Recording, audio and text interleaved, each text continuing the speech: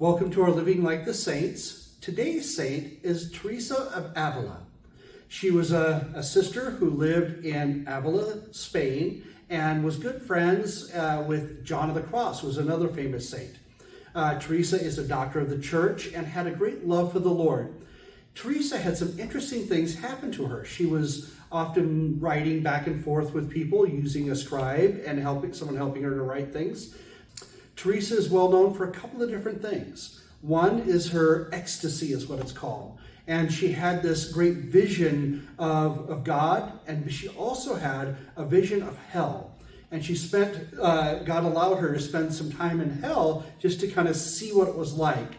And afterwards, she came back and said, if anyone even saw a glimpse of what I saw, they would never want to go there. And so she had that experience of that and just seeing where she wanted to be with God.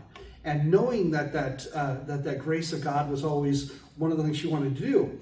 But one of the other things she had is she had this interesting thing called the dark night of the soul. And there's a number of our saints who have had that. Mother Teresa had the dark night of the soul. But she never felt God's presence after a certain time.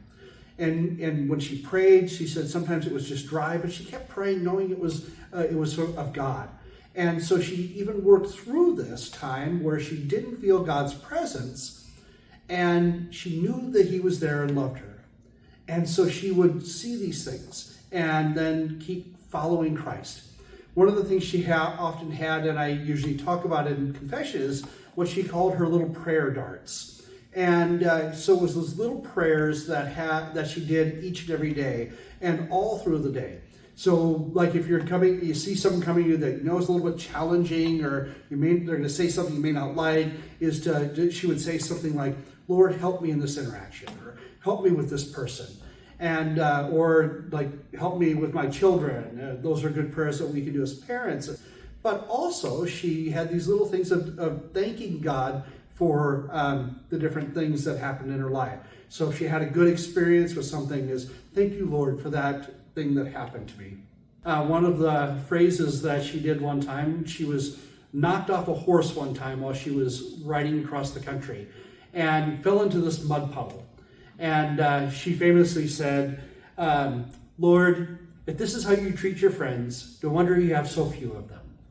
Those great sense of humor that she had also with the challenges she had in her life, and yet the blessings that she wanted to keep showing God each and every day.